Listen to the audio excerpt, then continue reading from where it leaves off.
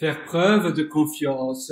Aujourd'hui, j'aimerais vraiment me focaliser avec toi sur ta confiance, sur ta personnalité, sur qui tu es. C'est vraiment important finalement de développer son personal branding, de développer finalement le qui tu es, ta personne, comment tu te trouves, quels sont tes points forts, quels sont tes points faibles. Tu dois vraiment apprendre à te connaître. Au plus tu te connais, au mieux tu sauras où aller, au mieux sera ta trajectoire. Alors tu auras une trajectoire nette, claire et bien définie.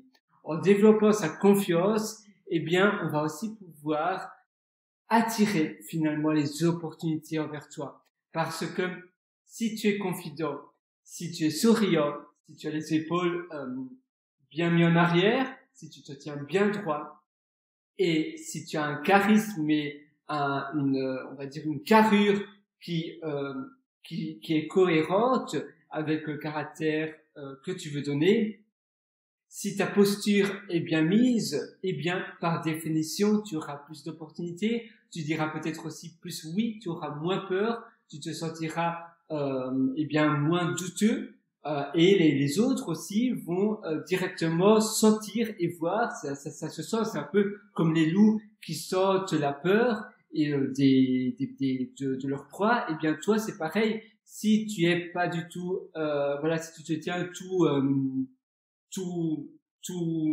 tout comme ça, tu vois vraiment à l'intérieur où tu es un peu comme une carapace, un peu comme une tortue, où tu te tiens, on va dire courbé et en dedans, ça va pas aller. Les autres sortent cette peur, les autres sortent une confiance en soi qui est absente.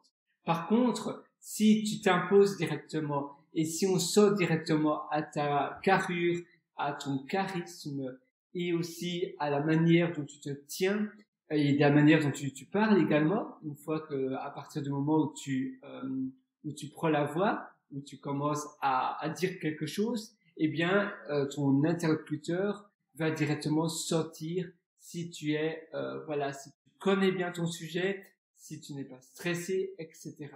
Et c'est vraiment cela que tu dois on va dire, développer tout le long de ta vie, tout au long de ta vie, parce que finalement, il n'y a jamais de fin. Et tu verras bien, en faisant cela, par définition, tu auras plus d'opportunités, mais aussi quelque chose pour t'aider de faire cela, c'est de t'entourer de personnes qui sont déjà super confidentes en elles-mêmes. Oula, pardon.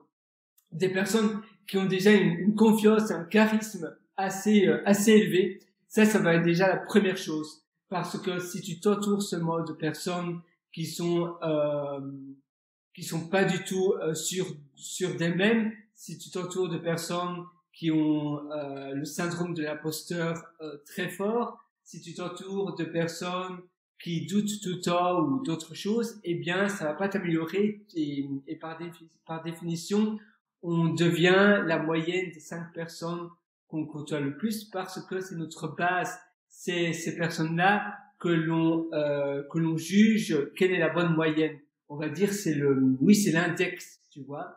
Les personnes voilà, tout ce que tu vois dans ta vie, tout ce que tu vis, tu penses que c'est partout pareil et donc tu bases ta vie sur cette unité-là. Et les 5 personnes que tu côtoies le plus vont être finalement l'unité pour toi de la confiance en toi.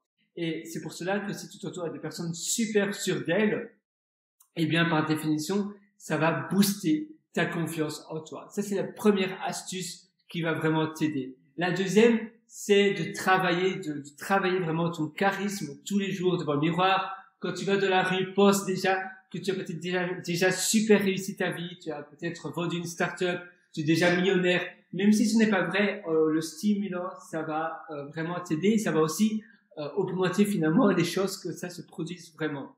La troisième chose, c'est de battre ta peur, de vaincre les peurs que tu as. On a tous des peurs, on est tous stressés à l'idée d'aller, surtout qu'on n'est pas très à l'aise en public, on est tous stressés d'aller parler à d'autres personnes, de faire peut-être des négociations, peut-être aller dans des entretiens. Eh bien non, postule à des entretiens, même si tu n'as pas postulé pour un nouveau boulot. Eh bien, tu peux postuler pour des annonces d'emploi, même et surtout d'ailleurs pour des annonces d'emploi dont toi tu n'es pas du tout bon. Par exemple, tu es vraiment nul en, je sais pas, en programmation, en informatique. Eh bien, postule pour un job comme cela, parce qu'ils vont te poser des questions techniques. Par définition, tu vas pas savoir, donc tu vas échouer cet entretien.